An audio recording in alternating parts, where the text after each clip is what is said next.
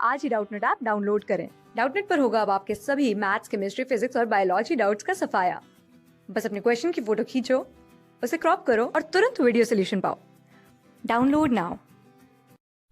दिए गए क्वेश्चन में हमसे पूछा गया है कि सेल ईटिंग को हम क्या कहते हैं।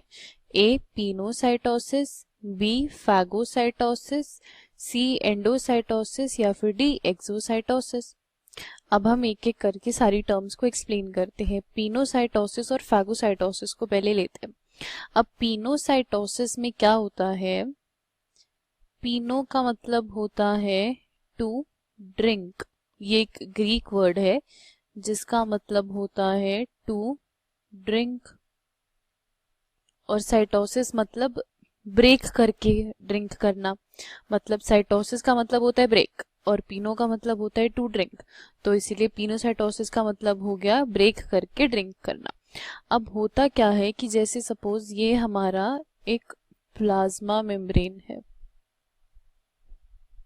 डबल वॉल नहीं बाइलेयर होता है तो इसलिए हमने दो बनाया है।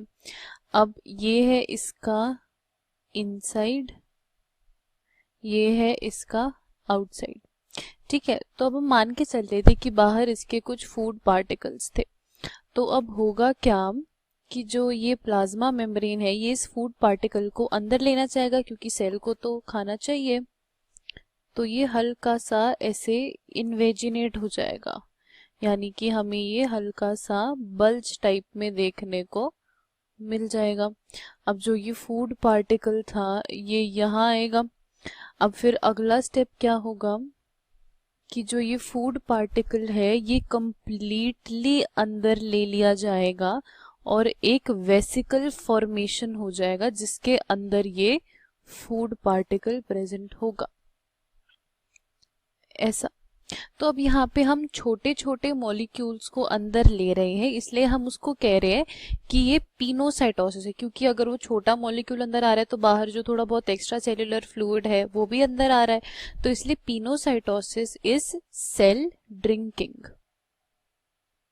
Cell drinking.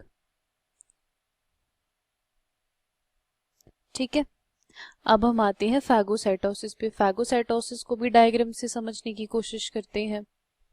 B phagocytosis. अब फैगो भी एक ग्रीक वर्ड है जिसका मतलब होता है टू ईट, यानी कि सेल ईटिंग प्रोसेस। तो अब होता क्या है, ऐसे ही एक बार हम मेम्ब्रेन बनाते हैं। ये लिपिड बाइलेयर बनाई हमने।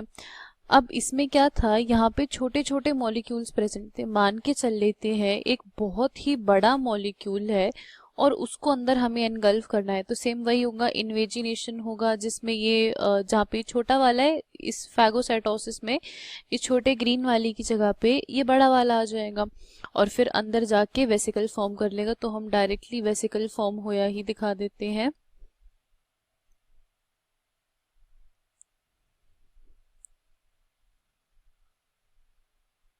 और उसके अंदर ये बड़ा सा ग्रीन होता है।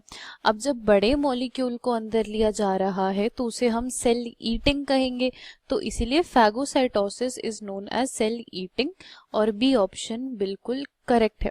अब एंडोसाइटोसिस और एक्सोसाइटोसिस क्या है, ये जो पिनोसाइटोसिस और फैगोसाइटोसिस है इनके लिए एक जनरल टर्म हम यूज करते हैं जिसे हम कहते हैं एंडोसाइटोसिस। तो endocytosis is a general term क्योंकि दोनों केस में चीजें अंदर तो ली जा रही है, और एंडोसाइटोसिस का क्या मतलब होता है कि चीजें अंदर लेना। तो endocytosis and exocytosis they are general term for pino and phagocytosis. Endo का मतलब होगा उसे अंदर लेना और एक्सो का मतलब होगा बाहर लेना। ठीक है, तो करेक्ट ऑप्शन हो गया ऑप्शन बी, और हमें पता चल गया ऐसा क्यों है। क्लास 6 से 12 से लेके नीट, IIT, JEE मेंस और एडवांस के लेवल तक 10 मिलियन से ज्यादा स्टूडेंट्स का भरोसा। आज ही डाउनलोड करें डाउटनेट ऐप या व्हाट्सएप कीजिए अपने डाउट्स 8400 400 400 पर।